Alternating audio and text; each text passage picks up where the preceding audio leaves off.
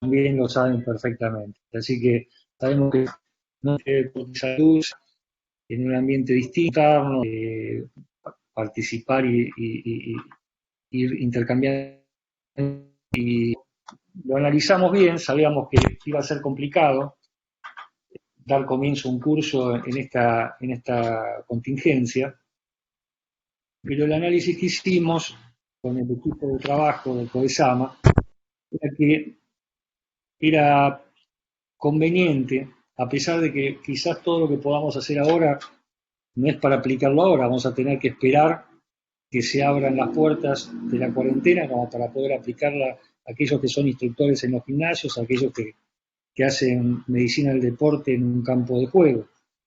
Pero sentíamos que era necesario juntarnos para empezar a pensar entre todos de cómo salir de la cuarentena y que este curso de actividad física, deporte y salud tuviera ese objetivo y esa propuesta como elemento para sostener el curso.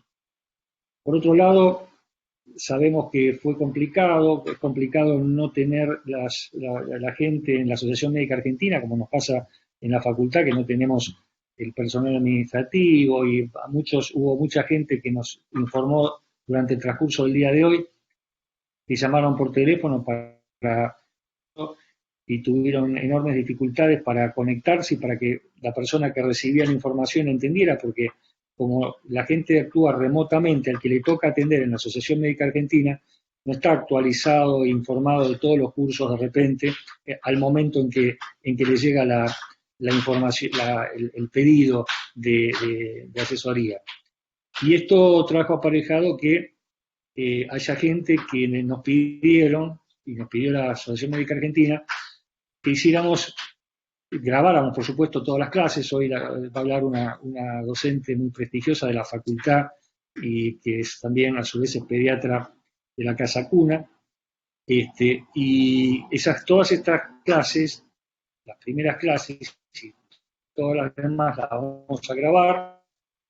La idea es que aquellos que quieran ingresar al curso durante los próximos 15 puedan a esa plataforma que va a quedar grabada y que se puedan conectar con el docente como para si quieren hacer alguna pregunta, hacerla. Por otro lado, la idea del Comité de Deporte y Salud en las últimas reuniones fue hacer un pretest y un post-test de cada una de las clases, por lo tanto, ya hoy vamos a comenzar con la primera clase que va a ser Fisiología del Ejercicio, y en esa clase va a haber un pretest para ver qué es lo que saben los que participamos del curso y un post-test para ver qué es lo que podemos haber aprovechado en esa clase.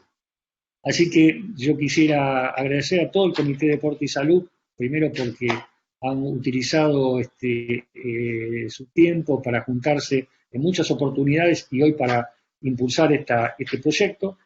Quiero agradecer, por supuesto, a la doctora Silvia Colombo, que es la coordinadora general de la actividad y que está a cargo de todo el programa. Y yo después le voy a pedir que ella un poco comente cómo es la propuesta programática de todo el curso. Y finalmente, agradecer a la doctora, a cada uno de los docentes que va a participar. Hoy contamos, por supuesto, con la doctora Bortolazo, pero también está el doctor Ricardo Denari, que es una profesora adjunto de la Facultad de Medicina en ortopedia y traumatología. Ha sido uno de los pilares de la salud de la Asociación del Fútbol Argentino, fue médico de Boca Juniors y actualmente es el presidente de una de las sociedades del deporte más importante. Por lo tanto, para mí es un placer, compañero mío del hospital, es un placer que esté y por otro lado, que tenga, seguramente va a estar convocada por alguna de las charlas de este curso. Insisto, va a ser un curso modesto, es un curso que seguramente en una época de pandemia donde no se puede hacer actividad física, uno diría, lanzarnos a hacer esto pareciera muy alocado, pero nos teníamos que lanzar de alguna forma para empezar y para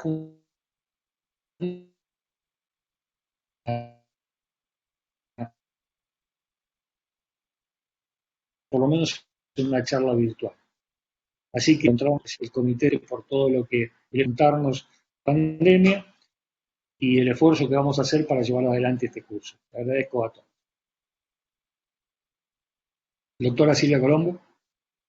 Sí, no, que a veces con este tema de la pandemia, quizás es un momento también para formarnos y también empezar a saber qué es lo que está pasando en el organismo de las personas que no están haciendo en este momento actividad física.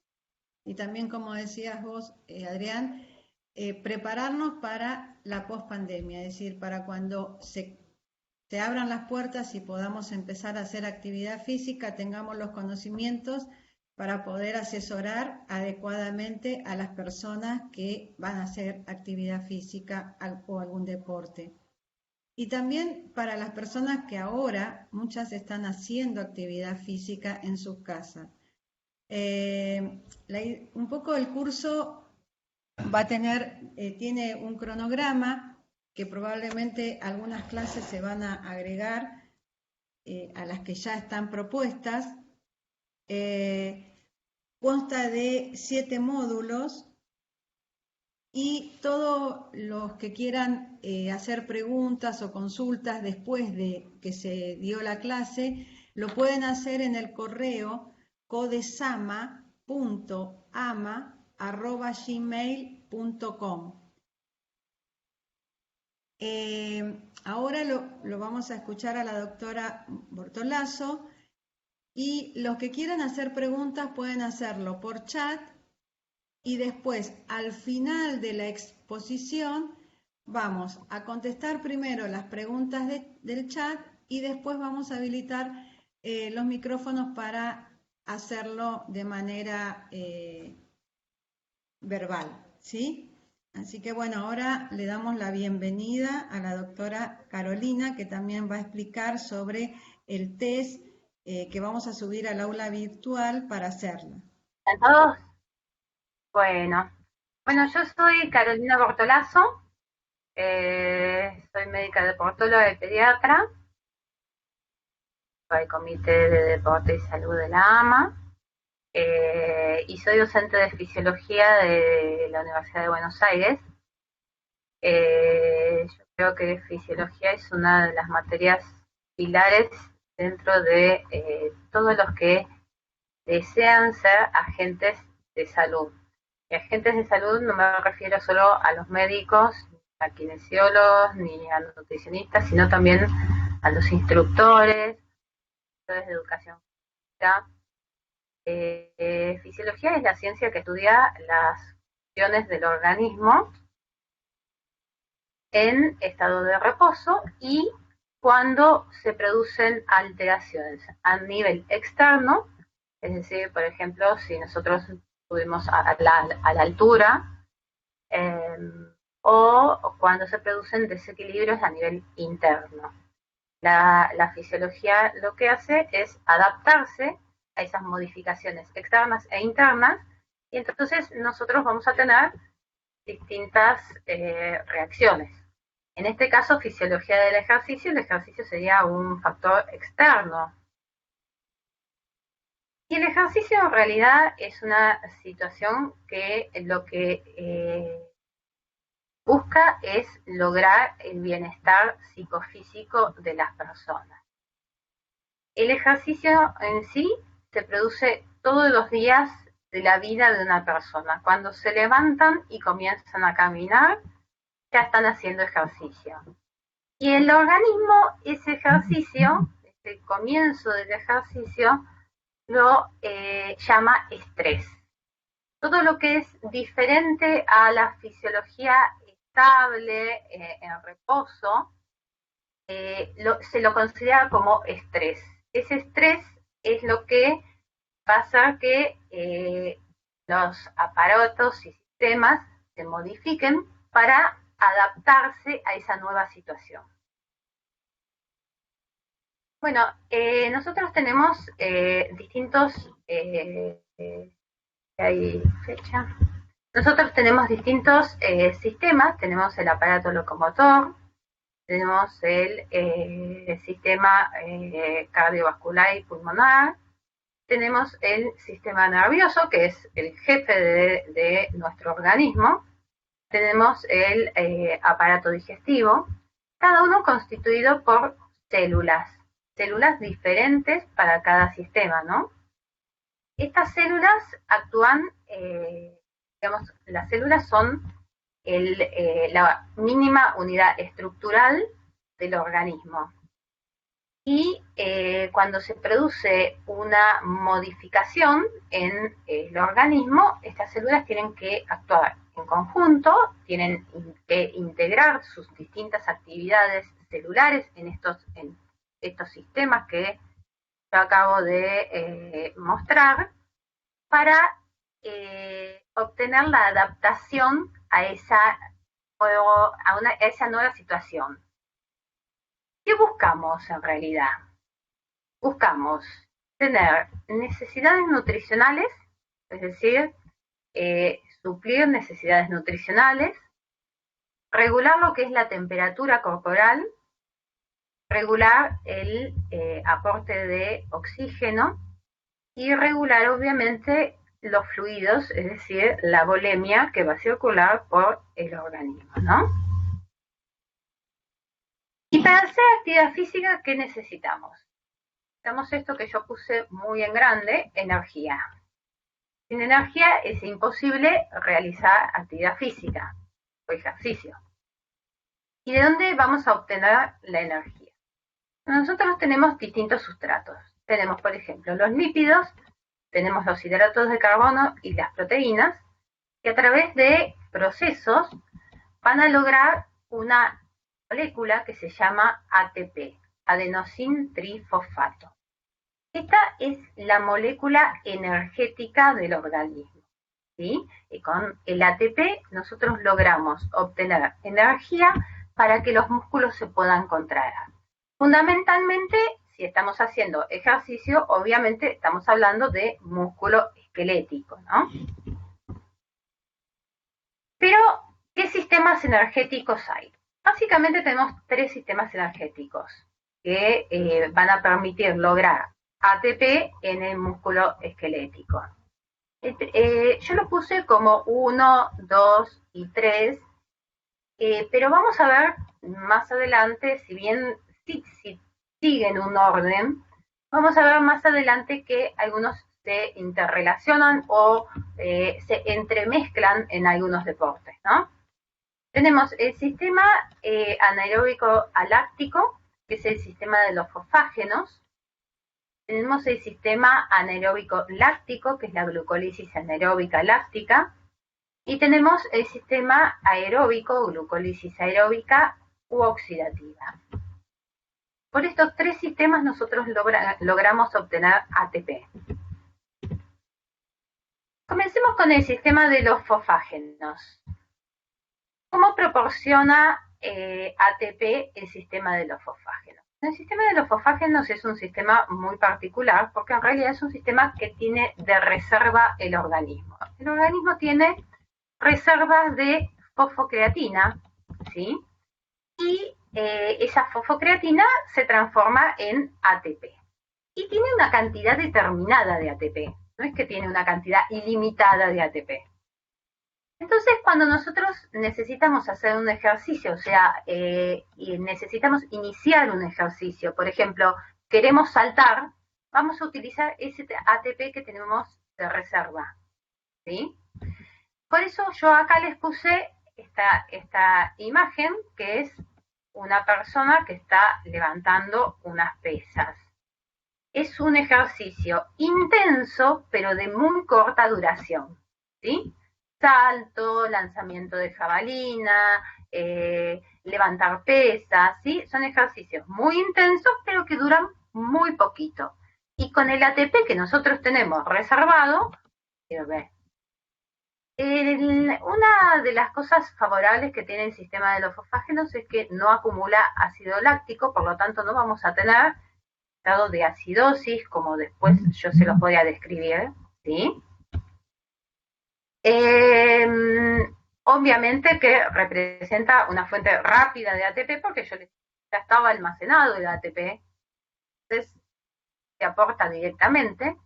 Y las reservas suelen ser superiores, las reservas de la fosfocreatina que del ATP. Entonces, ¿cómo logramos ATP a partir de la fosfocreatina? La fosfocreatinquinasa, que es una enzima, se transforma en creatina y fosfato. Ese fosfato lo que va a hacer es unirse al ADP, adenosin trifosfato, por una reacción que es endergónica. Yo hablo de reacción endergónica cuando es una reacción que capta energía. Si hablo de una reacción exergónica, es una reacción que libera energía. Nosotros en este caso necesitamos obtener energía, por lo tanto necesitamos tener una reacción endergónica, es decir,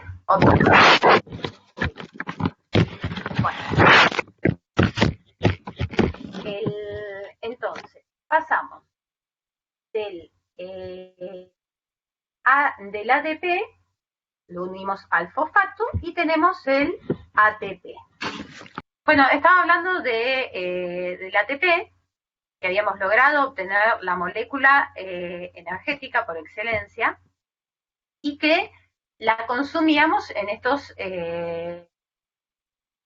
deportes que son de alta intensidad y de corta duración. Ahora, ¿qué pasa si nosotros queremos persistir en el ejercicio? Necesitamos otros mecanismos para obtener energía.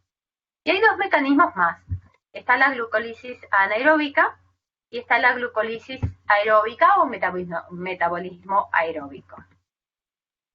Hablemos ahora de la glucólisis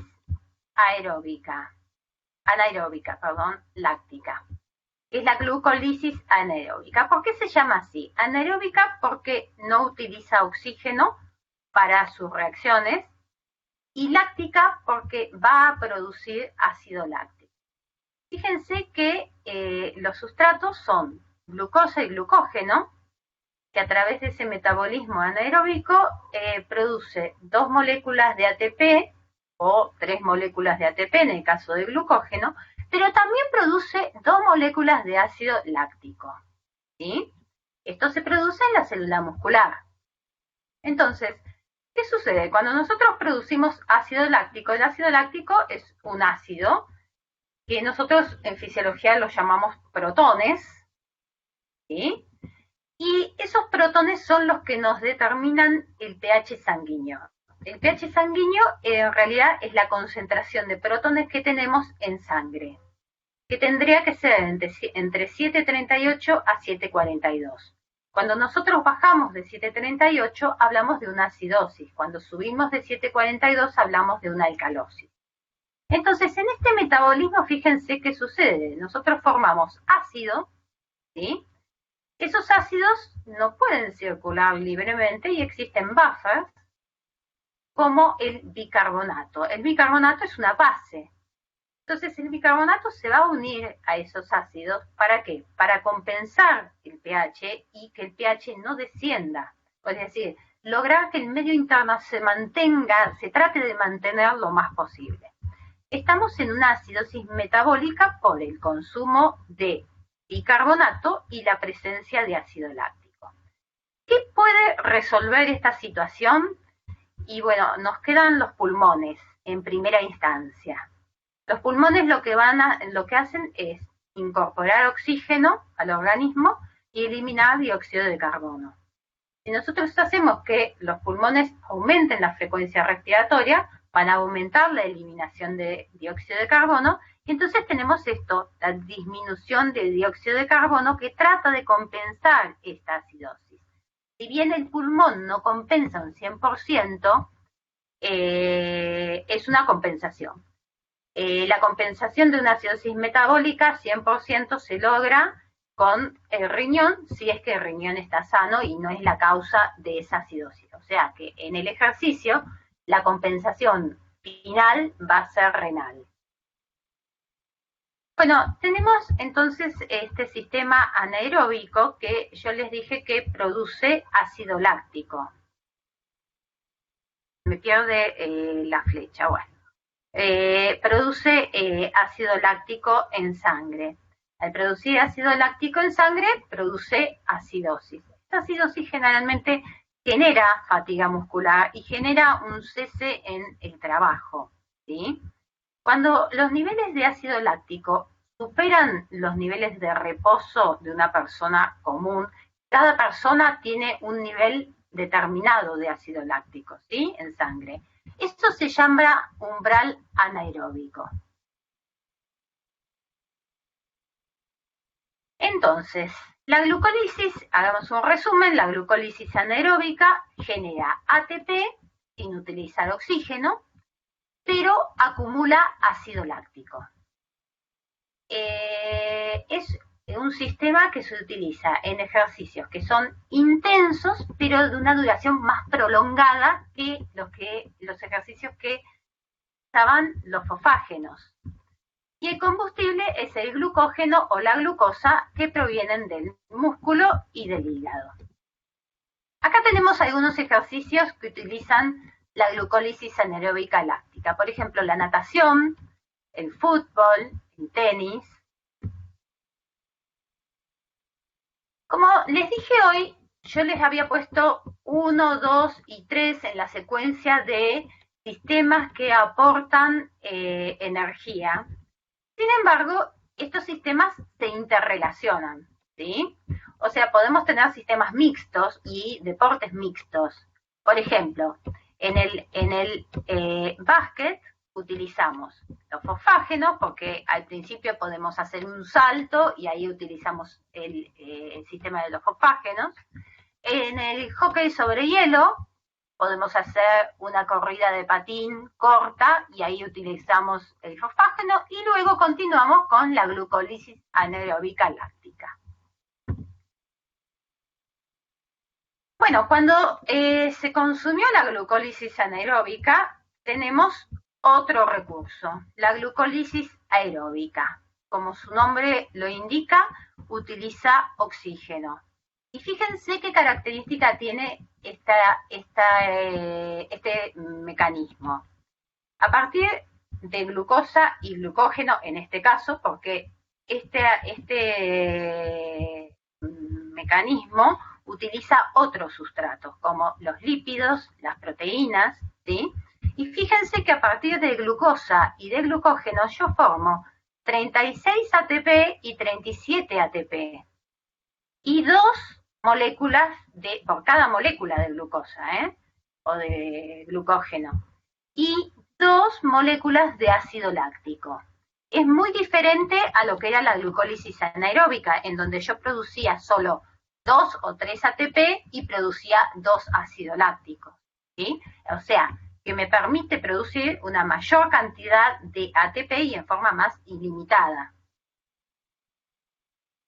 Degrada en forma completa los sustratos. ¿Qué sustratos? Como les dije hoy, no solo los hidratos de carbono que vimos recién, sino que también los lípidos, las proteínas, necesita la presencia así de oxígeno. Estas reacciones se producen en la mitocondria. En las células nosotros tenemos una membrana plasmática, un núcleo, y entre el núcleo y la membrana plasmática está el citoplasma, donde están las organelas. El metabolismo anaeróbico se produce en el citoplasma, mientras que este metabolismo aeróbico se produce en las mitocondrias. Esto va a tener representación en el tipo de fibras que vamos a ver y que se van a ver en clases posteriores cuando se hable de biomecánica de las actividades, ¿no? Bueno, ¿y dónde predomina este metabolismo? Predomina en ejercicios que son de baja intensidad, pero de larga duración. Es decir, nosotros logramos mejorar el rendimiento deportivo porque tenemos energía ilimitada. Ejemplo de deportes que utilizan esta glucólisis. La maratón, las famosas maratones de 42 kilómetros, quizás la del fin de semana lo utilizaron, ¿no? Después el esquí de fondo, que es una actividad de mediana intensidad, pero de larga duración, porque piensen que se debe esquiar desde la cima de la montaña hasta el final, o sea que es un tramo muy largo, es un ejercicio muy prolongado, no tan intenso. Bueno, y entonces acá tenemos un resumen de lo que vimos hasta ahora, ¿no? En los primeros segundos actúan los fosfágenos. Cuando el ejercicio es de mayor duración y máxima intensidad, actúa el sistema anaeróbico, y cuando ya es más largo y de baja intensidad, actúa el sistema aeróbico con los tres componentes, los tres sustratos, hidratos de carbono, lípidos y proteínas. ¿Sí? ¿Se me ve bien? ¿Se escucha bien todo?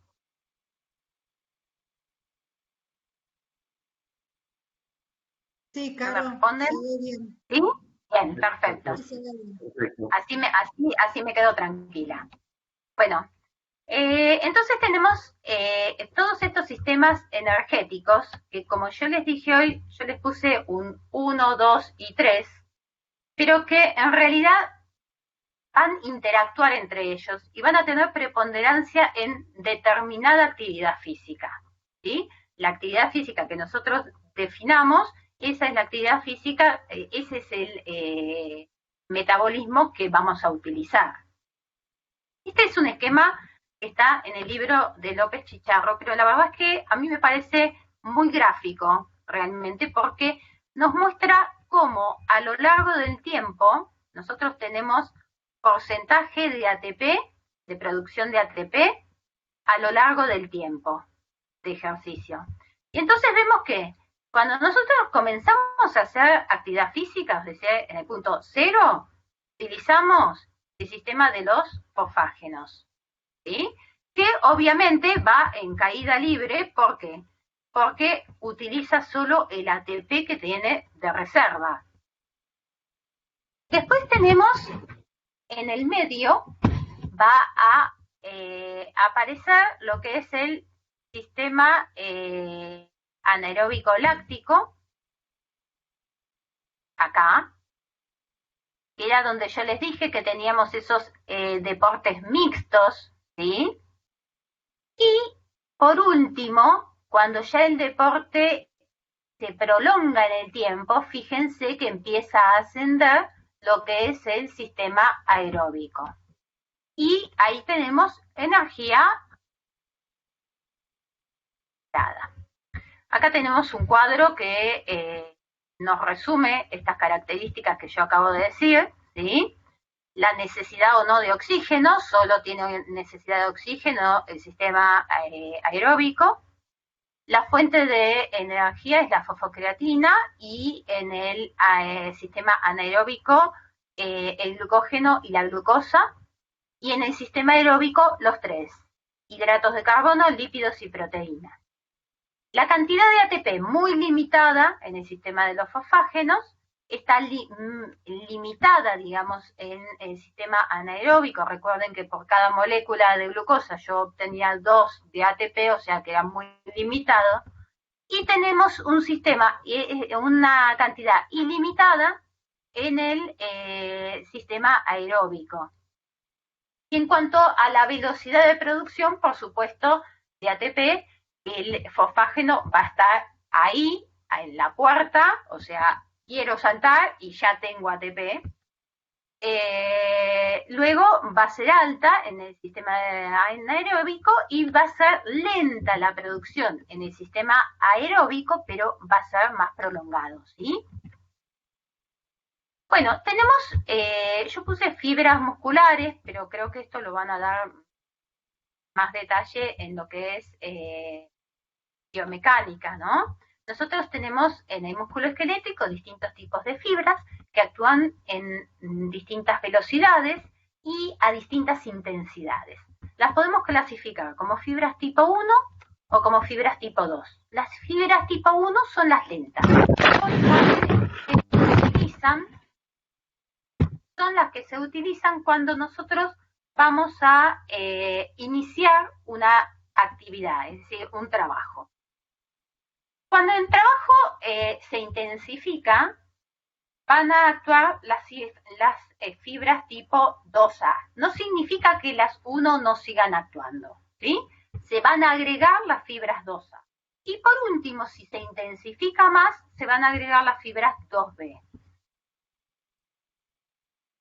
Bueno, ¿y cómo calculamos el metabolismo basal y este famoso consumo de oxígeno que para el deporte es muy importante? ¿Sí? El consumo de oxígeno en una situación de reposo absoluto es esto.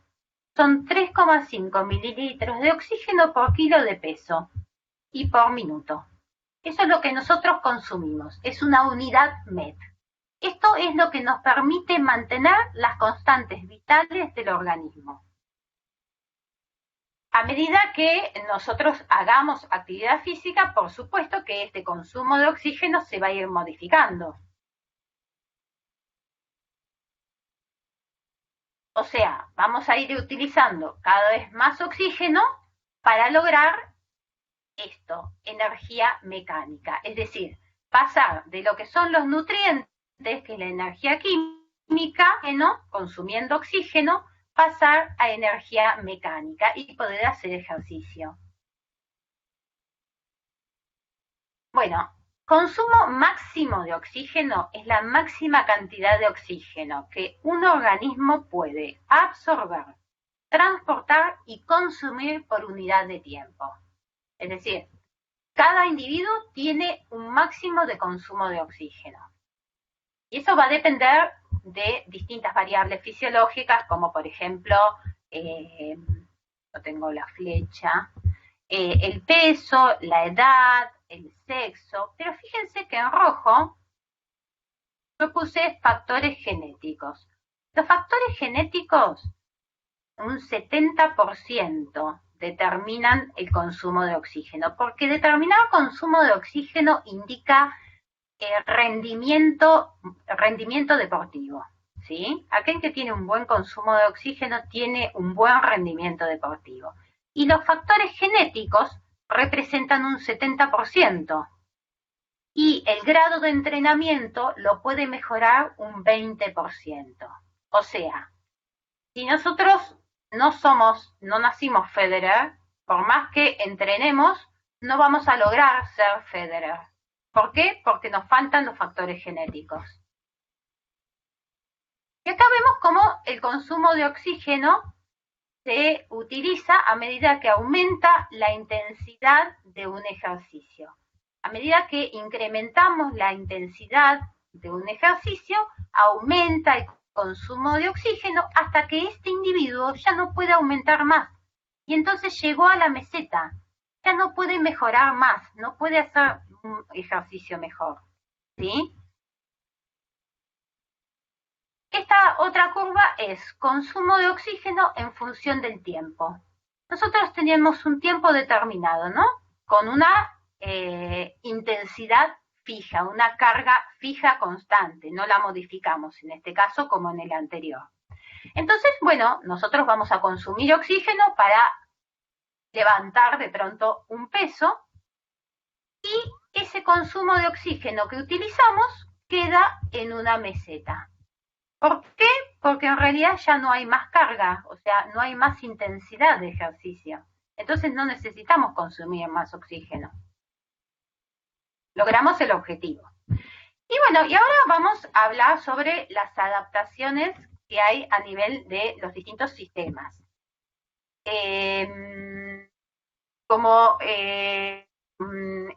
Me parece que sería bueno hacer un repaso de lo que es la fisiología cardiovascular rápidamente, ¿no? Como para que no hable de términos que después no logren entender. Bueno, nuestro corazón está dividido en 4 cavidades: la aurícula derecha, el ventrículo derecho, que están separados por una válvula auriculoventricular. El ventrículo derecho tiene salida hacia la arteria pulmonar por las válvulas sigmoide o la válvula pulmonar. Después tenemos el ventrículo izquierdo, la válvula auriculoventricular que va de la aurícula izquierda al ventrículo izquierdo, y por último tenemos la válvula aórtica que va a permitir pasar la sangre del ventrículo izquierdo a la aorta. Esto lo digo rápido porque, bueno, la idea es que más o menos entiendan algunas otras cosas que les voy a decir del ejercicio, ¿no? El corazón en realidad tiene una actividad eléctrica que es fundamental y que normalmente se da en el nódulo sinusal. El nódulo sinusal es lo que nos marca ese 60-100 latidos por minuto, esa frecuencia. Es el que nos marca la frecuencia. La actividad eléctrica es lo que nosotros plasmamos en un electrocardiograma. Y fíjense por quién está regulado. Está regulado por el sistema nervioso autónomo, el sistema nervioso simpático y parasimpático. Esto nosotros lo vamos a mencionar frecuentemente en el ejercicio. ¿Por qué? Son dos sistemas opuestos. Es el sistema nervioso autónomo y son dos sistemas opuestos. El sistema simpático actúa en el estrés, o sea, va a actuar en el ejercicio. Va a actuar cuando nosotros tenemos que huir, cuando tenemos que salir corriendo, cuando tenemos un problema, va a actuar el sistema simpático. El sistema parasimpático va a actuar en el reposo absoluto, ¿sí? Bueno, tenemos un ciclo cardíaco. ¿El corazón qué hace? Se relaja para obtener sangre y esto se llama diástole. Y se contrae para eyectar sangre hacia la aorta y hacia la arteria pulmonar y eso se llama sístole.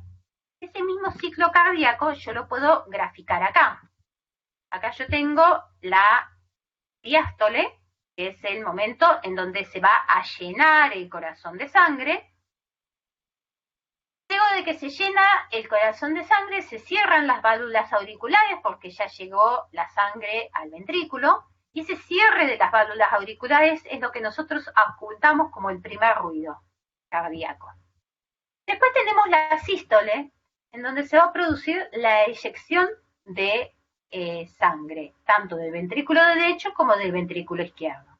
Es el volumen sistólico. Nosotros lo llamamos volumen sistólico al volumen de sangre que se eyecta de cada ventrículo. Y por último tenemos el segundo ruido, ya que estamos, que es el cierre de las válvulas sigmoides, es decir, el cierre de la válvula pulmonar y aórtica. Esto por supuesto que está muy resumido, ¿no? En cuanto a fisiología. Volumen minuto cardíaco, que también lo voy a mencionar. ¿De qué depende? Porque habíamos hablado de volumen sistólico, que era el volumen de sangre que eyectaba el ventrículo. Ahora, volumen minuto cardíaco. El volumen minuto cardíaco es el volumen que eyecta el ventrículo, pero por minuto, ¿sí? Por lo tanto, va a ser el volumen sistólico por la frecuencia cardíaca.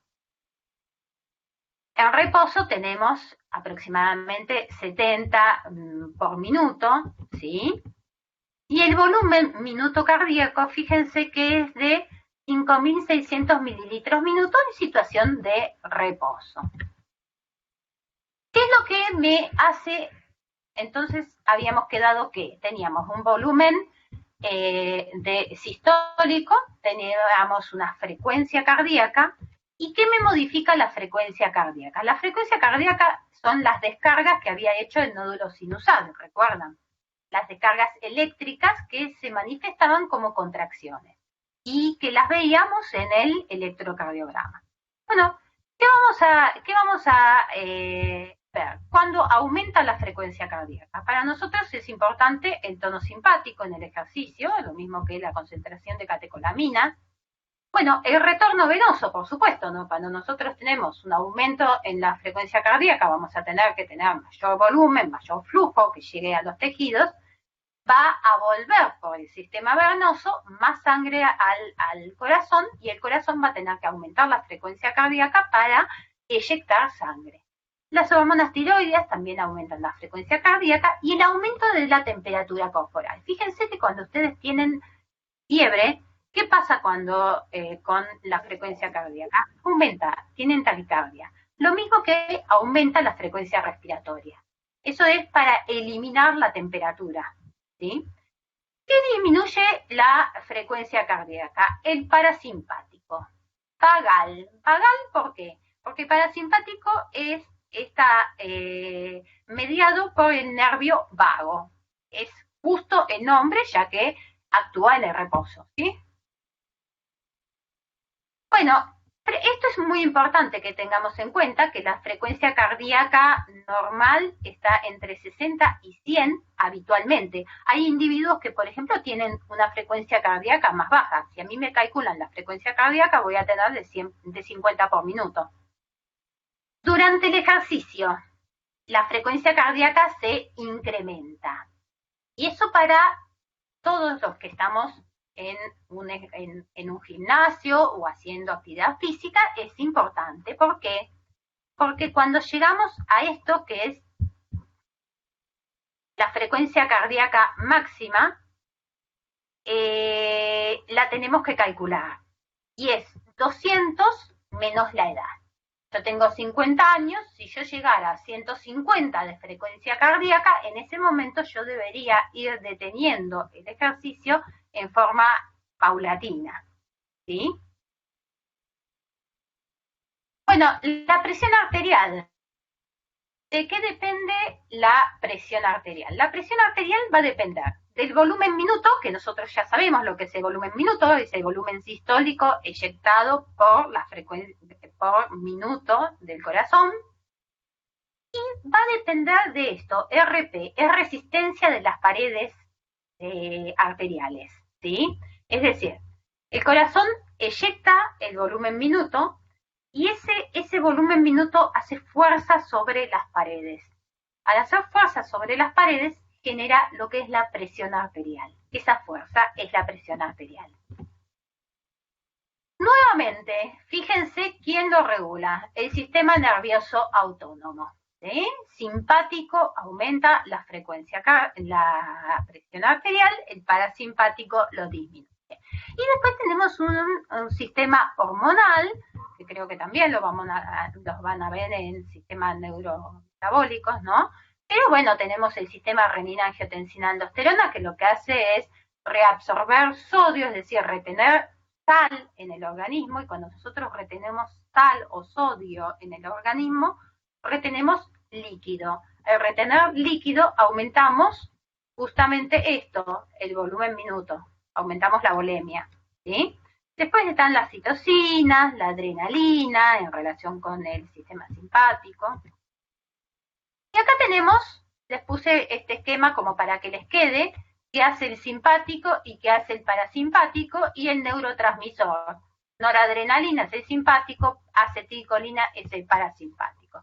Fíjense que el simpático aumenta todas las propiedades cardíacas, ¿sí? Aumenta el volumen minuto, aumenta la resistencia periférica, aumenta la presión arterial, produce vasoconstricción, y el parasimpático hace justamente todo lo opuesto, solo que no actúa sobre las resistencias periféricas y no actúa sobre, no tiene efecto sobre los vasos sanguíneos, ¿sí? Parasimpático.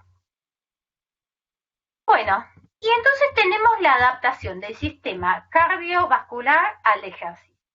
¿Qué sucede? Nosotros tenemos que tener un aumento de flujo sanguíneo. ¿Para qué tenemos que tener un aumento de flujo sanguíneo? Para que llegue al músculo esquelético, que es el que se va a movilizar. No solo para que llegue al músculo esquelético, sino también para que llegue a lo que son las coronarias del músculo cardíaco. El siguiente escalón es la actividad de la corteza motora. La corteza motora da un estímulo para que se genere una actividad. Y lo hace a través de la activación del sistema simpático. Después tenemos un aumento de gasto cardíaco. Cuando yo hablo de aumento de gasto cardíaco, hablo de que aumenta el volumen minuto, aumenta el volumen sistólico, aumenta la frecuencia cardíaca.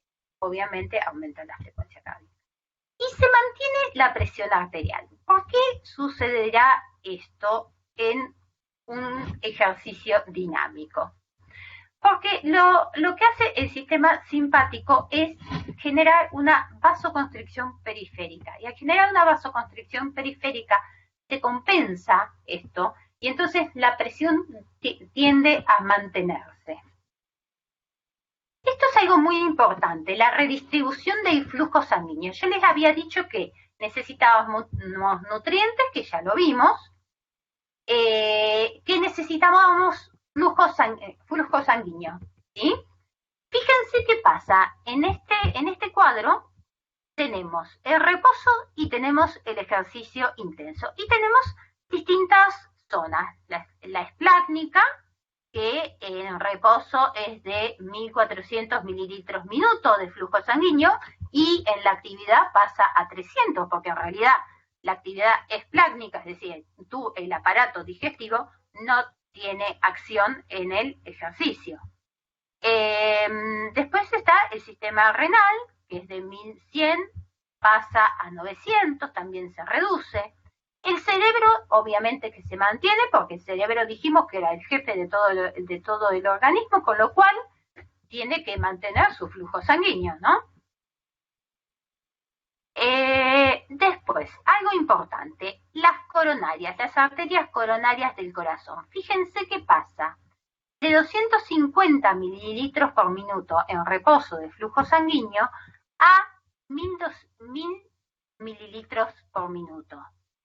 Y el músculo esquelético, fíjense, 1200 a 22.000 mililitros por minuto.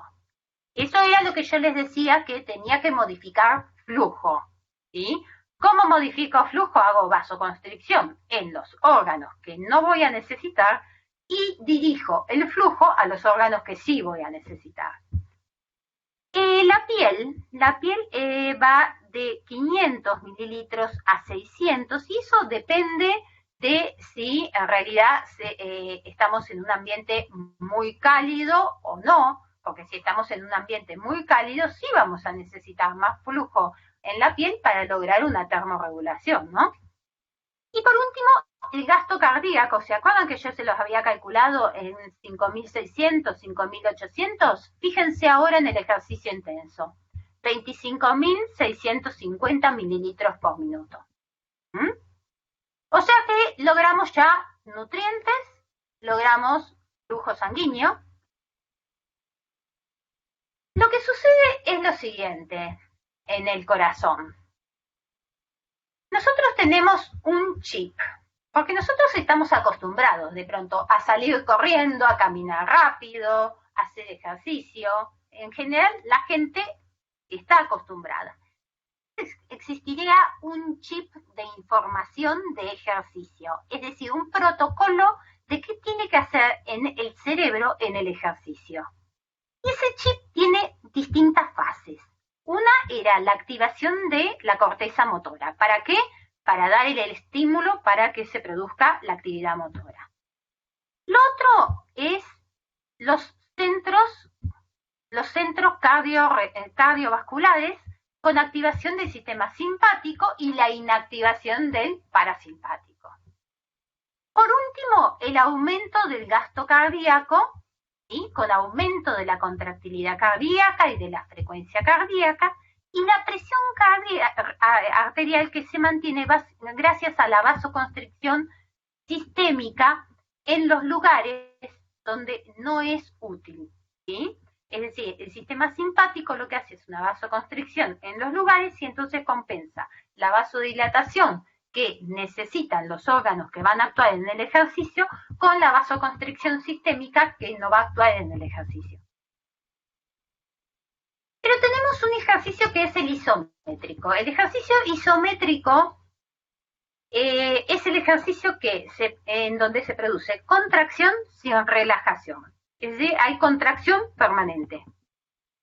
En este ejercicio, como en todos los ejercicios, por supuesto, aumenta la frecuencia cardíaca para aumentar el flujo, pero aumenta la resistencia periférica. Y al aumentar la resistencia periférica general, porque ustedes imagínense que cuando nosotros tenemos una vasoconstricción en el músculo que va a actuar, también va a hacer presión sobre los vasos que están en este músculo, con lo cual la presión va a aumentar. Entonces, el volumen minuto, ese volumen de sangre que el corazón eyectaba por minuto, queda limitada a esa resistencia periférica. Es decir, tiene una fuerza que se opone a que él pueda seguir aumentando. Y ahí está el momento limitante de estas actividades, ¿no? Bueno, pasamos al aparato respiratorio. Acá les agregué el corazón y los pulmones. Fíjense que de la arteria, a la aurícula llegan las venas cavas, ¿sí? De la aurícula derecha va a pasar al ventrículo derecho, de ventrículo derecho va a pasar a la arteria pulmonar. Fíjense que es azul, ¿sí? Y que llega a los pulmones. ¿Por qué es azul? Porque estamos hablando de la parte derecha del corazón, que maneja sangre que proviene de los tejidos, de las venas cavas, y proviene de los tejidos. Y si proviene de los tejidos, proviene con dióxido de carbono, que es el metabolismo de todos los tejidos. Entonces, primero es azul porque está desoxigenada, es decir, está llena de dióxido de carbono. Luego, cuando se haga la hematosis, se va a volver roja, ¿sí? Porque se va a llenar de oxígeno, va a liberar el dióxido de carbono y se va a llenar de oxígeno. Y vuelve a la aurícula izquierda a través de la vena pulmonar, que a pesar de que se llama vena, es roja porque está oxigenada, va a pasar al ventrículo izquierdo y del ventrículo izquierdo va a ir a la aorta. Y hace el aparato respiratorio. Bueno, el aparato respiratorio, la unidad funcional es el alvéolo y lograr la hematosis. El alvéolo son las dilataciones que tenemos al final de cada bronquiolo, ¿sí? Estas dilataciones, que son como globitos, ¿sí? Y que necesitan una sustancia que se llama surfactante para mantenerse distendidas, están en contacto con esto que son los capilares perialveolares. Y entonces, ¿qué sucede? Entra aire con oxígeno y por los capilares perialveolares, fíjense que vienen los eritrocitos azules porque vienen llenos de dióxido de carbono, ¿sí? Entonces, ellos toman el oxígeno y liberan el dióxido de carbono. Eso se llama hematosis. El intercambio entre oxígeno y dióxido de carbono a través de la barrera alvéolo capilar es hematosis. Y bueno, y tenemos quimiorreceptores centrales que nos sensan cuando uno tiene que respirar más o cuando uno tiene que respirar menos, cuando uno necesita más oxígeno o cuando no necesita más oxígeno. Los protones no atraviesan la barrera hematoencefálica, por lo tanto no van a llegar a la parte central. Pero sí el pH, la PCO2, ¿sí? Cuando nosotros estamos en una acidosis tenemos un aumento de la presión de dióxido de carbono y eso genera una acidosis. Los quimiorreceptores centrales sensan como una acidosis. Y además, esa disminución de la presión de dióxido de carbono disminuye la perfusión sanguínea cerebral. Tenemos receptores periféricos. Estos sí sensan, los protones, ¿sí? Sensan el aumento de la concentración de protones, que ya es acidosis, el aumento de la presión de dióxido de carbono y el aumento de oxígeno. Sensando todo eso, nosotros tenemos una regulación voluntaria e involuntaria de la respiración, ¿sí? Y bueno, ¿y qué va a pasar en el ejercicio? Nosotros dijimos que en el ejercicio generábamos acidosis, generábamos esto que se llaman protones. Los protones se van a unir al bicarbonato, ¿sí? Y el bicarbonato va a formar ácido carbónico. El ácido carbónico se va a desdoblar en agua y dióxido de carbono y ese dióxido de carbono se va a eliminar por hiperventilación, es decir, un aumento en la frecuencia respiratoria y en la profundidad de la frecuencia respiratoria, ¿sí? Esta ecuación de todos modos, va hacia un lado o podría ir hacia otro. Podríamos generar hiperventilación o podríamos generar hipoventilación si estuviéramos en una alcalosis. Y bueno, y acá tenemos la respuesta ventilatoria ante un aumento en el ejercicio, ¿sí? Aumenta el consumo de oxígeno, ¿sí? Y aumenta la ventilación. Fíjense que aumenta la ventilación en forma proporcional al consumo de oxígeno. ¿Hasta cuándo? Hasta el 50-60% de consumo de oxígeno máximo. Luego lo que sucede es que va a aumentar la frecuencia respiratoria, pero no va a aumentar mucho el consumo de oxígeno, ¿sí? Hay un quiebre y ese es el umbral ventilatorio. La temperatura corporal. Yo les había dicho, entonces ya tenemos nutrientes, tenemos fluido y tenemos obtención de oxígeno. Ahora tenemos que regular la temperatura corporal. Bueno, la temperatura corporal, digamos, cuando aumenta la temperatura corporal 1,5 grados, ya se produce hiperventilación, como les dije hoy, y se produce obviamente taquicardia. El aumento de la ventilación es proporcional, como lo vimos hasta ahora en la diapositiva anterior, hasta el 50-60% del consumo de oxígeno, y luego ya es desproporcionada.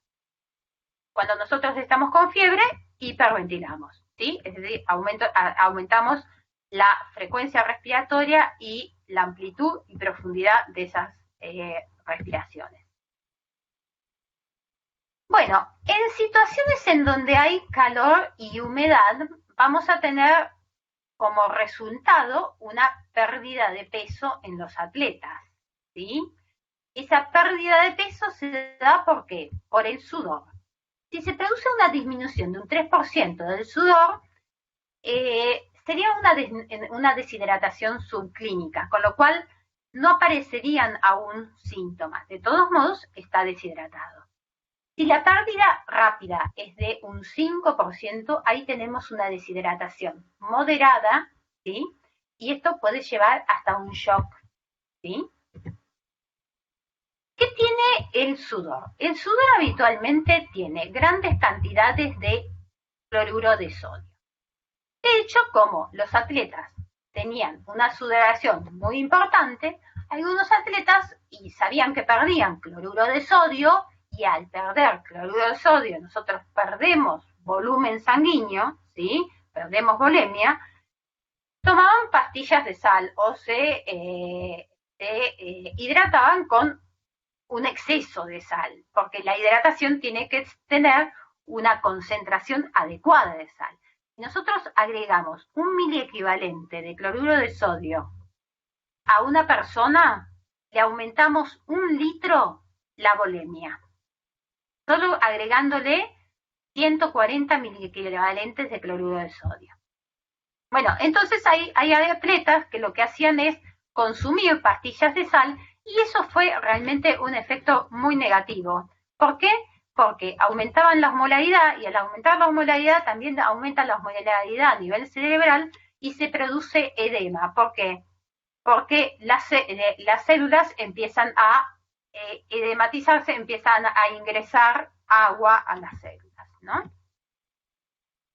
Bueno, entonces la idea es que el atleta tenga una adaptación lenta, ¿sí? De 1 a 2 semanas en relación a la actividad cardíaca que vimos, y eso logra buenos resultados.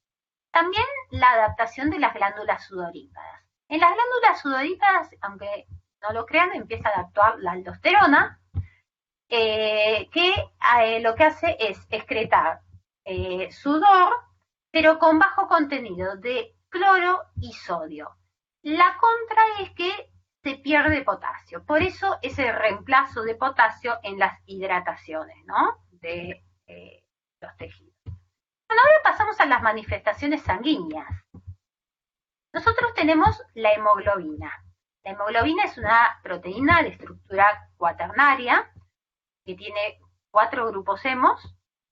Cada grupo hemo se une a un oxígeno y esta es esta es la curva de saturación de la hemoglobina. En rojo, nosotros tenemos la curva de saturación de la hemoglobina. Fíjense que es una curva sigmoidea. Se relaciona saturación de hemoglobina en función de la presión de oxígeno en milímetros de mercurio. La línea roja es la normal. Fíjense que necesita mucha presión de oxígeno para saturarse y no llegar ni siquiera al 50% de saturación. ¿Eso por qué es? Porque el primer grupo hemo, yo les dije que es una estructura cuaternaria, la hemoglobina, el primer grupo hemo necesita mucha presión de oxígeno para saturarse. Luego de que se satura el primer grupo hemo, se hace una reestructuración de la molécula y entonces los dos siguientes grupos hemo se saturan más fácilmente. Fíjense que necesitan menos presión de oxígeno para saturarla y llegar a un 50% de saturación. Y luego llegamos al último grupo hemo, que le sucede lo mismo que al primero. ¿Qué importancia tiene esto, la hemoglobina? Bueno, esta saturación del 50% es el T50, que normalmente en 27 milímetros de mercurio, algunos libros dicen 26 milímetros de mercurio, es el momento en que la hemoglobina está saturada un 50%. La hemoglobina puede desplazarse, esta curva de saturación de la hemoglobina puede desplazarse hacia la derecha o puede desplazarse hacia la izquierda. En el ejercicio, ¿qué le va a pasar? Se va a desplazar hacia la derecha. ¿Por qué?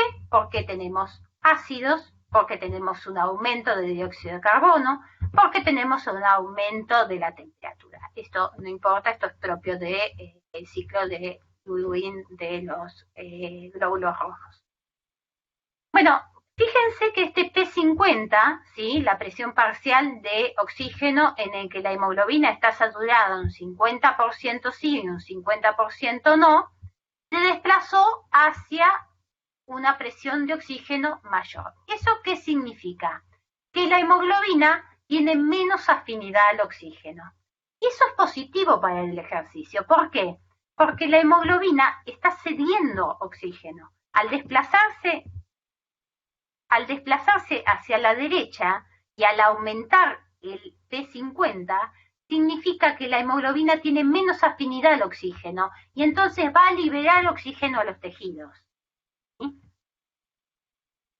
Acá tenemos otra curva de saturación de la hemoglobina, que nos marca prácticamente lo mismo, que a medida que aumenta el trabajo muscular, por supuesto, la saturación de la hemoglobina disminuye. ¿Por qué? Porque la hemoglobina cede oxígeno a los tejidos, que era lo que nosotros necesitábamos en un principio, el oxígeno. Bueno, hay alteraciones a nivel de los eritrocitos, ¿sí? En un primer momento se puede producir una hemoconcentración de los eritrocitos por la deshidratación que habíamos hablado al principio. Pero después, cuando el ejercicio se prolonga, lo que sucede es que el líquido intersticial, nosotros tenemos tres compartimientos, ¿no? El líquido vascular, el líquido intersticial y el líquido intracelular.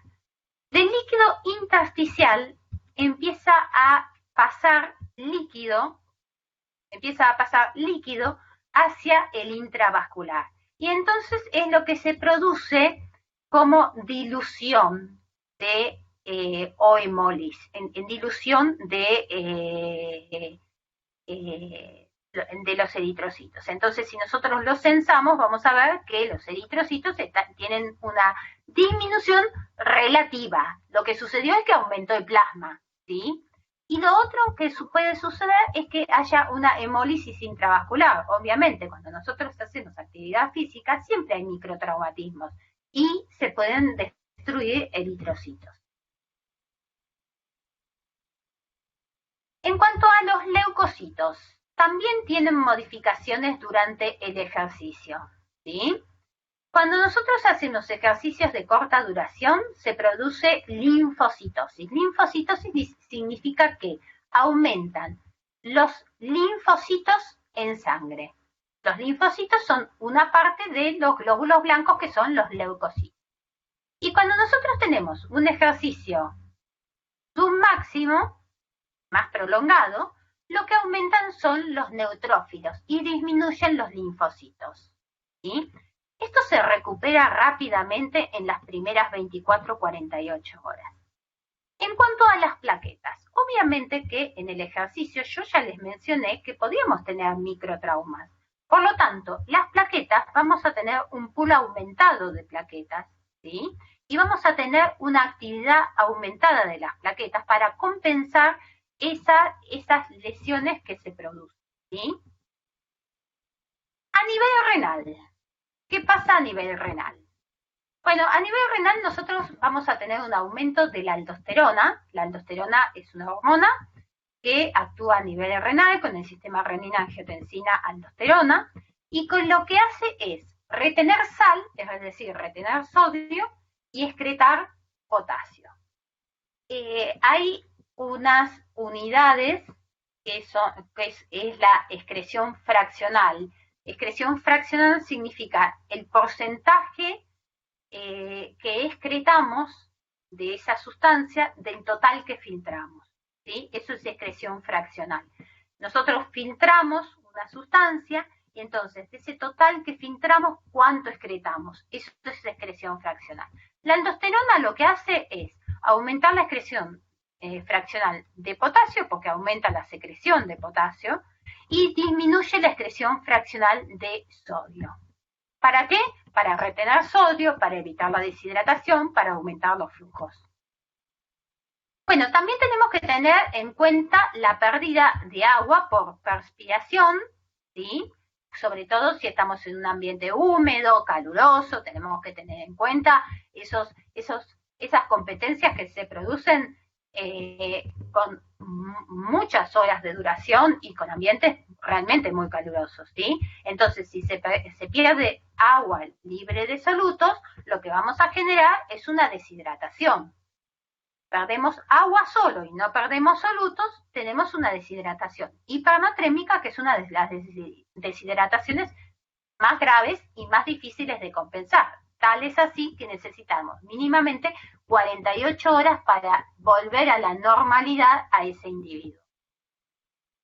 Bueno, el sistema renina-angiotensina, que ya lo mencionamos, y acá tenemos el opuesto del sistema renina-angiotensina, el sistema el factor atrial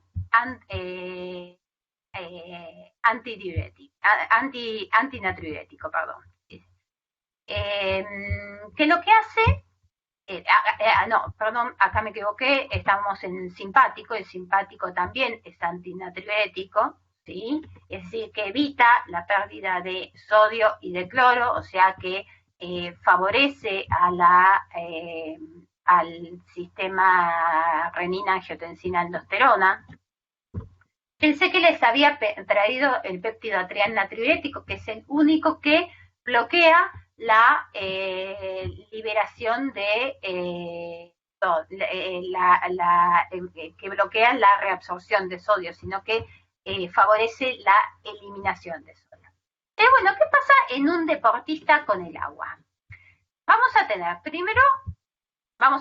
pérdidas de agua. Entonces se va a estimular la hormona antidiurética y va a actuar sobre el riñón. ¿Qué va a hacer el riñón? Va a eliminar orina con bajo volumen, con un aumento en la osmolaridad, con un aumento en la densidad, y esto que se llama TC de agua es transporte colector de agua. La nefrona tiene el capilar glomerular y tiene los túbulos. Acá tenemos los túbulos, ¿sí? Acá tenemos el capilar glomerular y tenemos los túbulos, ¿sí? Proximal, genle descendente, genle ascendente, proximal distal y colector. A nivel del colector, cuando nosotros tenemos hormona antidiurética, se favorece la reabsorción de agua. Por eso el TC de agua, transporte colector de agua. Eso es lo que va a hacer concentrar la orina. Nosotros en este momento vamos a estar en una antidiuresis, ¿sí? Equilibrio ácido-base y ejercicio. Bueno, tenemos distintos sistemas. Tenemos los sistemas buffer, tenemos el riñón, que ya algo mencionamos, y tenemos el pulmón, que también ya algo mencionamos. Esta es la producción de hidrógenos durante el ejercicio. Fíjense, por el metabolismo de la glucosa, por el metabolismo del ácido carbónico, por el metabolismo del ácido sulfúrico, por la oxidación de las proteínas, por la oxidación de los lípidos que van a formar cuerpos cetónicos, que en realidad son nutrientes para el cerebro, ¿sí? El metabolismo anaeróbico de la glucosa, que da ácido láctico, y por último tenemos el sistema de los fosfágenos. Acá tenemos la cantidad de protones que nosotros tenemos que eliminar en el ejercicio, ¿sí? O sea que nosotros en el ejercicio vamos a entrar en una acidosis porque tenemos un exceso de protones. Ese exceso de protones se va a unir al bicarbonato y va a disminuir el bicarbonato. Por eso decimos que estamos en una acidosis metabólica, ¿sí? Acumulación de ácidos orgánicos. Todos estos ácidos, ¿sí? Todos estos ácidos son ácidos orgánicos. Además de que disminuye, obviamente, el bicarbonato para compensar la acidosis que se produce, ¿no? Entonces, el riñón, para compensar, tiene tres mecanismos. Uno es que reabsorbe bicarbonato, otro es que secreta protones, y otro es que cada vez que secreta un protón, él no lo secreta libremente el protón, no lo puede secretar en forma libre. El protón en el riñón se secreta unido al ion amonio y al acidez titulable, ¿sí? Que son los protones que se unen a los fosfatos. Entonces, por cada protón que nosotros secretamos como acidez titulable o como ion amonio, vamos a formar un nuevo bicarbonato. O sea que tenemos estos tres factores renales para compensar la acidosis metabólica. Eso a nivel renal. A nivel del pulmón, la compensación renal, si el riñón está sano, la compensación es de un 100%. Una acidosis metabólica se puede compensar un 100% si el riñón está sano. Si la enfermedad que produzco la acidosis metabólica es causada por el riñón, no se puede compensar. Y después tenemos la compensación respiratoria, ¿sí? A través del estímulo, ¿sí? De los quimiorreceptores, como vimos antes, aumenta la ventilación alveolar y se produce liberación de dióxido de carbono. ¿Qué otra modificación tenemos en el ejercicio? El lipidograma. El ejercicio lo que hace es estimular esta enzima, la lipoproteína lipasa, que lo que hace es aumentar las concentraciones de HDL, que son lipoproteínas de alta densidad, que son las proteínas que no generan perjuicios en el organismo, y disminuye la concentración de las LDL, que son las lipoproteínas de baja densidad, que estas sí producen lesiones y son factores de riesgo cardíaco. Bueno, en niños y adolescentes. En niños y adolescentes tenemos algunas características distintas. Una es que tenemos que centrarnos en el sistema nervioso central. El sistema nervioso central no está desarrollado y, de hecho, la mielinización del sistema nervioso no se concreta hasta después de la adolescencia. Lo otro es la capacidad de contracción, Lo otro es la capacidad de concentración y relajación de las fibras musculares, ¿sí? Ellos tienen mayor capacidad de contracción y de relajación, obviamente que son más flexibles, los niños y los adolescentes. Tienen huesos largos, pero son huesos débiles porque están en formación, o sea, no están totalmente osificados, y entonces va a ser difícil que encontremos una fractura como la encontramos en un adulto. La podemos encontrar fracturas en tallo verde, ¿sí? Por eso decimos que son plásticos los huesos largos. Lo otro es la asimetría en cuanto a la fuerza. Generalmente tienen una parte del cuerpo que tiene mayor fuerza que otro. Y lo otro es el desequilibrio entre los músculos agonistas y antagonistas. Esto puede generar problemas a nivel de las articulaciones, porque si un músculo agonista es más fuerte que el antagonista, puede lesionar la articulación durante el ejercicio. Bueno, los adolescentes, como les dije, ellos continúan su desarrollo neural, pero aparte aparecen todos los cambios hormonales, ¿no? Esos cambios hormonales incluyen lo que es la hipertrofia muscular, sobre todo en varones. Los varones van a tener en ese momento más fuerza que las mujeres. La termorregulación. Los niños tienen una masa corporal mucho menor. Entonces, cuando ellos realizan actividad física, la producción de calor es mayor. Y el umbral para sudar también es mayor. Por lo tanto, no sudan y aumentan su temperatura corporal. Eso es muy importante. ¿Por qué? Porque tenemos que tener en cuenta en qué ambiente el niño o el adolescente hace actividad física. No puede hacerlo en un ambiente con mucho calor o mucha humedad, ¿sí? Porque no tienen capacidad de termorregulación. Y lo otro es el desequilibrio que tienen entre la sed y el grado de hidratación. Ellos pueden tener un grado de subhidratación y no van a ir a tomar agua, a no ser que un adulto les diga, hidrátate, ¿sí? Ellos pueden incluso tener un grado de deshidratación alto y no tener sed. Digamos que es diferente las manifestaciones de la deshidratación en un adulto que en un niño, ¿sí? Y por eso traje esto, que es de la Academia Americana de Pediatría, en donde marca las temperaturas en donde se debería desarrollar la actividad física, ¿sí? Fíjense que menor de 24 grados se puede hacer todas las actividades, entre 24 y 25,9 grados centígrados se necesitan periodos de descanso y hacerles acordar de la hidratación cada 15 minutos. Entre 26 y 29 grados, la actividad está limitada solo para las personas aclimatadas. No lo pueden hacer las personas que no están entrenadas.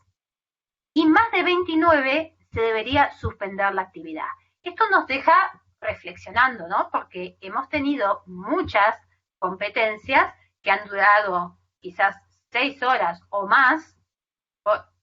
Yo veo mucho tenis, ¿sí? Y he visto competencias que han durado muchas horas y a temperaturas altísimas. De hecho, los mismos deportistas han entrado en shock. Eso es parte de lo que somos los agentes sanitarios, no los médicos solamente. Ahí tiene que intervenir el instructor, tiene que intervenir los profesores de educación física, tienen que intervenir todas las medidas de seguridad para que estas cosas no sucedan, ¿sí? Bueno, muchas gracias por su participación. Espero que logremos un mundo más sano con el ejercicio y la formación sobre todo de agentes de salud, pero no solo médicos. O sea, que sean los agentes de salud tienen que ser médicos, obviamente, porque son médicos, pero tienen que ser kinesiólogos, tienen que ser profesores de educación física, tienen que ser instructores, tienen que ser personal trainer. Todos ellos, todos los que trabajan con personas, deberían ser agentes de salud. Bueno, muchas gracias y no sé si tienen dudas. No sé si hablé sola.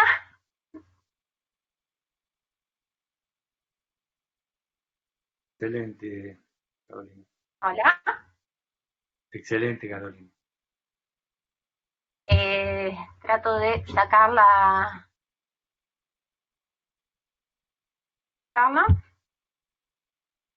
Bueno.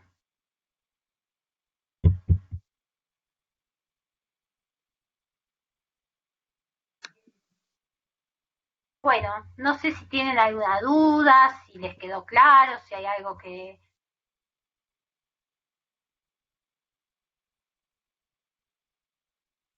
No, no se escucha, no escucho.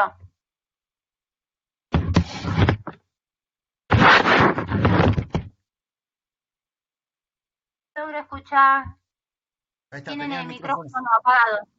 Sí, te quiero hacer una pregunta, pero que vos dijiste, resulta que cuando uno entrena solamente puede aumentar solo el 20% consumo de oxígeno, ¿o estoy equivocado? Sí, Entonces parece que uno se mata entrenando y solamente puede incrementar el 20%, por bueno, el ahí 70%. te doy la respuesta. No tenemos 100 Federers, no tenemos 100 Messi. Ellos tienen una genética que permite lograr un consumo de oxígeno diferente al resto de las personas. Ese consumo de oxígeno que cada uno tiene lo puede mejorar un 20%, pero no lo puede mejorar más. O sea que la base genética es fundamental. 70% dijiste, ¿o estoy equivocado? 70%. Sí, sí. Bueno, ¿verdad que? Bueno.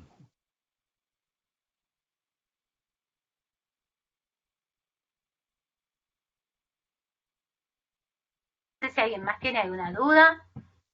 Adrián, ¿vos estás? No, Sí, ¿Eh? estuvo No te muy veo. claro, estuvo. sí, estoy, Carolina. No sé si es que hablemos rápido. Disculpa, No, acá no, por estuvo chat bien, estuvo.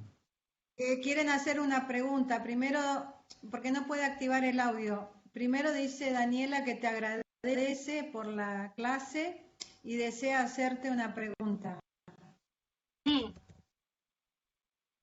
Espera que cuando me escriba. Ah, a ver.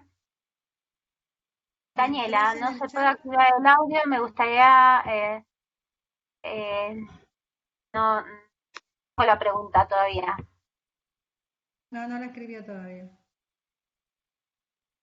Igual, digamos, cualquier duda, cualquier cosa que se... Ahí te escribió, ahí te escribió. Ah, ah. Caro, ahí te escribió. ¿Cómo es la relación entre la ingestión de líquido y el deporte? Ah, bueno, sí. En realidad, digamos, la ingestión de líquido se puede producir líquido de hidratación, se puede producir durante el deporte. Otra cosa es la alimentación, ¿sí? La alimentación no se puede producir antes del deporte. La ella dice la relación entre la ingestión de líquidos y el deporte. Bueno, cada deportista tiene una composición especial para poder rehidratarse.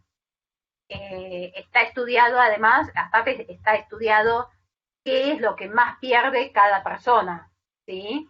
¿Qué electrolitos pierde? Por ejemplo, potasio es un electrolito que va a haber que recuperarlo indefectiblemente, porque si estamos haciendo que actúe la aldosterona, lo vamos a tener que recuperar, ¿sí? Pero fíjense incluso en las competencias que no es que se recupera solo agua o por momentos se recupera agua, por momentos se recupera con electrolitos, dependiendo de la situación en la que esté. Es contraproducente tomar mucho líquido. No, mucho líquido, no. O sea, líquido en periodos cortos. Es decir, de pronto, cada 15, 20 minutos sí tomar líquido. No un litro, por supuesto. Si me permitís, quería agregar que las recomendaciones en cuanto a la ingesta de líquido Establece Yo que no hablo tanto de ingesta de líquidos y nutrientes porque hay una clase de nutrición y hidratación, ¿no? Sí, pero igual voy a comentar. Lo que se aconseja habitualmente es comenzar con 250 mililitros cada hora antes del deporte y después durante el deporte tomar 250 mililitros, pero tiene que ser equilibrado entre agua y bebidas que sean isotónicas, porque de lo contrario, si tomamos agua nada más, se provoca un cuadro de hiposmolaridad. Entonces, eso seguramente en la charla de nutrición no me voy a adelantar, pero debe ser, hay una proporción entre agua y bebidas isotónicas mientras se está haciendo una actividad física, o sea, un plan de ejercicio o un deporte. Sí, y esos 250 fragmentados. Sí, sí.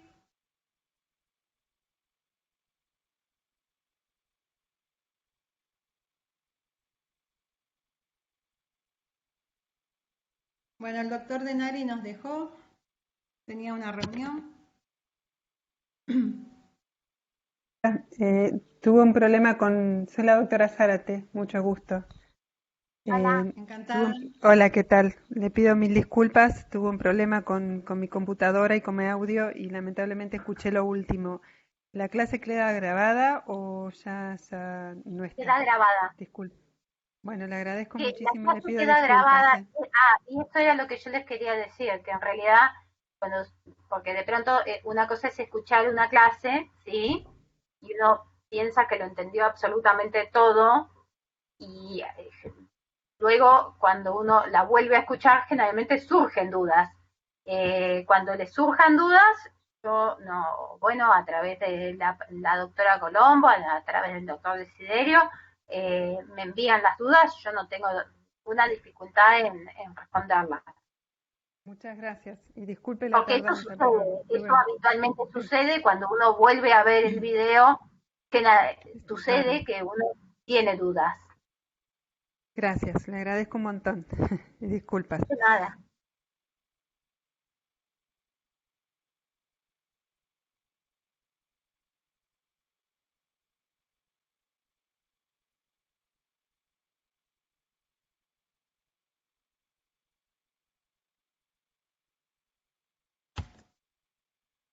Bueno, por lo visto no hay más preguntas. Yo lo que quisiera recordarles es que las clases quedan grabadas en el campus virtual y pueden acceder a ella los inscriptos. Me han pasado la lista de inscriptos y evidentemente hay algunos que no han llegado para la reunión y seguramente la van a ver por, digamos, la clase grabada que va a quedar en el campus. De cualquier manera, también les quería decir que todas las preguntas y dudas las escriben al correo electrónico codesama.ama@gmail.com, que nosotros vamos a mandar a cada docente la pregunta, ¿sí?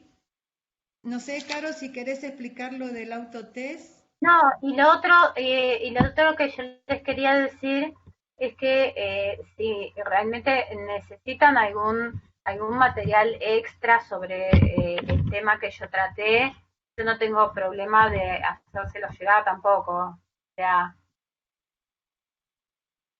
si hay material Bien. extra, yo no tengo dificultad para hacerlo llegar. ¿Eh? Bien. Y ¿Vos otra querés que cosa que explique lo del quiero... test? ¿Cómo? ¿Vos querés que Autotest, explique sí. lo del test? Sí, porque lo vamos a subir a la plataforma. Bueno, miren, en realidad el pretest es una evaluación más que nada para nosotros, ¿sí? No para ustedes. Es ver cómo resultó lo que nosotros les quisimos transmitir. Es decir, Pero hoy, ¿cómo están ustedes en cuanto a los temas, en cuanto a los diferentes temas? Y qué expectativas tienen del curso. Y al final del curso, hacer un post-test. Los voy a llenar de test y post-test, o sea, que se haga ahora, con todas las expectativas que ustedes tienen, que respondan como ustedes piensan que son las cosas, y al final del curso se hace un post-test y entonces vemos si resultó el curso, si no resultó, si realmente logramos transmitir los conocimientos que queríamos transmitir, y sobre todo va a haber un ítem que ustedes van a poder explayarse y solicitar los temas que a ustedes les gustaría que se traten en un futuro.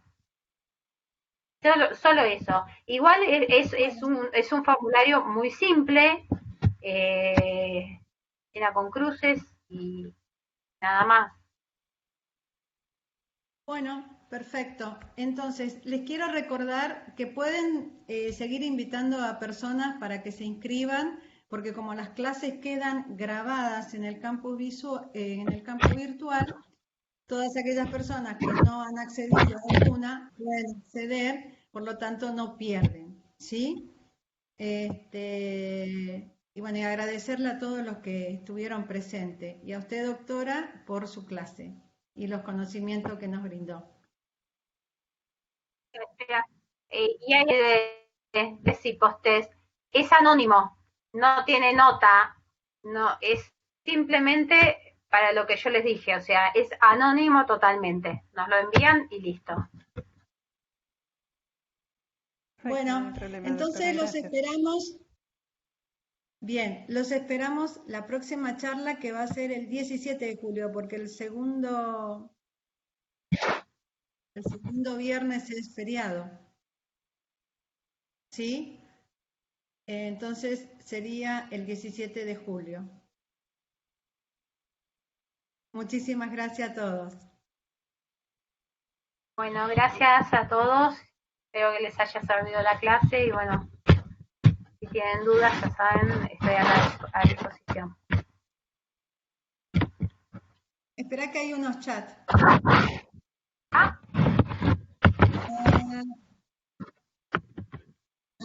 Están agradeciendo. Bueno. Bueno, gracias.